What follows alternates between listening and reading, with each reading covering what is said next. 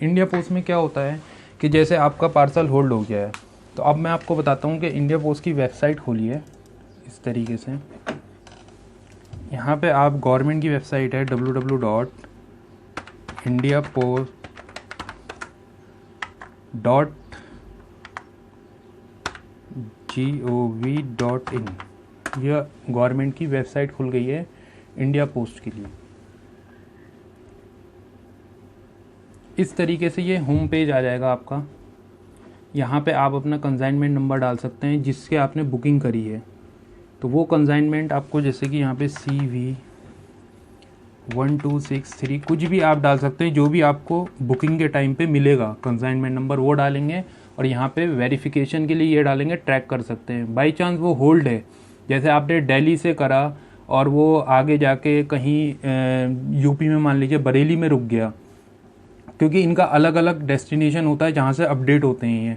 तो आप क्या करेंगे, आपको पता लग जाएगा कि ये 13 नवंबर से अपडेट नहीं है और आपने 10 नवंबर को ये शिप करा है, लेकिन 13 नवंबर को अपडेट नहीं है।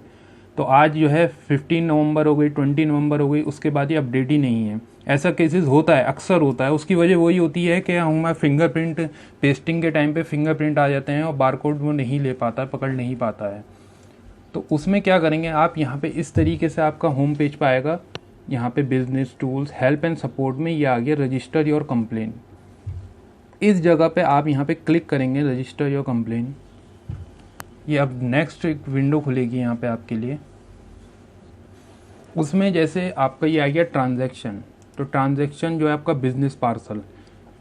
बिजनेस पार्सल में डालेंगे। प्रीपेड होगा, प्रीपेड, COD, जो भी आप, इसमें COD नहीं होता है मेनली, कि प्रीपेड से ही मतलब होता है बिजनेस पार्सल।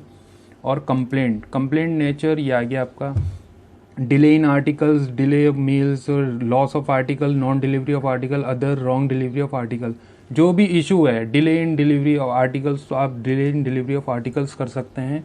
और यहाँ पे डेट ऑफ ट्रांजैक्शन, जिस दिन आपने शिप करा है, मान लीजिए आपने 10 तारीख को शिप करा है, अक्टूबर को छोड़ के आप मान लीजिए जनवरी को करा है, 2000 ईयर, और नंबर वो आएगा, कंसाइनमेंट नंबर वो आएगा जो आपने बुकिंग के टाइम पे आपको मिला है इंडिया पोस्ट की तरफ से। जैसे मान लीजिए CV इन 2638996 कुछ भी है, उसको नंबर आप यहाँ पे टाइप करेंगे। अब यहाँ पे आइए state, transaction, post office name, जिस जगह से आपने ट्रांजैक्शन किया है। जैसे मान लीजिए आपने दिल्ली से किया है 110025, तो आप यहाँ पे सर्च करेंगे। अब यहाँ पे कई सारे वो खुलते हैं कौन से पोस्ट ऑफिस से किया है। तो मान लीजिए मैंने ये यहाँ से सुखदेव विहार से किया है, तो मैं सुखदेव विहार पे क्लिक करूँगा और सेलेक्ट कर लूँगा, तो वो यहाँ पे आ गया। तो आप यहाँ पे लिख सकते हैं, kindly dear sir, kindly deliver the parcel. इस तरीके से आप लिख सकते हैं यहाँ पे, डिलीवर द पार्सल, थैंक्स। अब ये जो डेस्टिनेशन ऑफिस है जहाँ पे आपका पहुँचना है पार्सल, जैसे मुंबई पहुँचना है, तो आप मुंबई का पिन ले लीजिए। आप नाम भी डाल सकते हैं यहाँ पे, थाने करके, थाने करेंगे, इसको सर्च करेंगे, ये देखिए इस तरीके से खुल जाएगा। थाने, कोई भी पोस्ट ऑफिस का नाम है, जिस जगह आपका पहुंचना है वो कस्टमर के स्लिप पे मिलेगा आपको कि कौन सा उसका डेस्टिनेशन है। तो उस जगह पे आप, जैसे मान लीजिए ये थाने या महाराष्ट्र में थाने बाज़ार हो गया, इसको सेलेक्ट कीजिए। अब यहाँ पे सेंडर नेम, जैसे मान लीजिए आपकी कंपनी है इम्पैक्स करके, मान लीजिए इम्पैक्स है आपकी कंपनी, इम्पैक्स का नाम लिख दिया और यहाँ पे एड्रेस लिख दिया, जैसे कि आपने सुखदेव विहार, जो भी आपका है अपने एड्रेस लिख दिया। सिटी यहाँ पे दिल्ली डाल दी और पिन कोड आपने यहाँ पे 110025 डाल दिया। ईमेल आईडी कंपनी की अपनी ईमेल आईडी डाल दी, मोबाइल नंबर डाल दिया।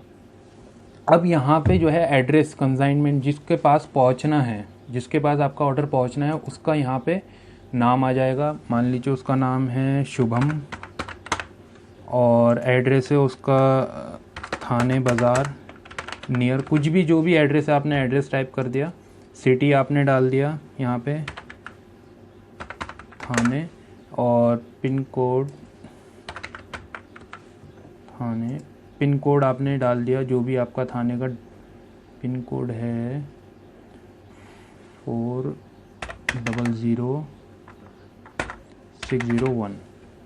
ईमेल आईडी डाल दी। ईमेल आईडी कस्टमर की नहीं डालनी है क्योंकि ये जो है एक तरीके से पॉलिसी होती है कंपनी की कि ईमेल आईडी और ये सब शेयर ना करें। फिर भी आप मोबाइल नंबर डाल सकते हैं यहाँ पे, कस्टमर का जो भी नंबर हुआ आपने यहाँ पे नंबर टाइप कर दिया। उससे क्या होगा, कस्टमर के पास भी कंप्लेन का जो है मैसेज चला जाएगा। उससे एक फ़ायदा ये भी होगा कि आपके पास एक प्रूफ ऑफ मतलब कंप्लेंट हो जाएगा कि मैंने इसके रिगार्डिंग कंप्लेन करी है, आपको वेबसाइट पे दिखाने के लिए हो जाएगा।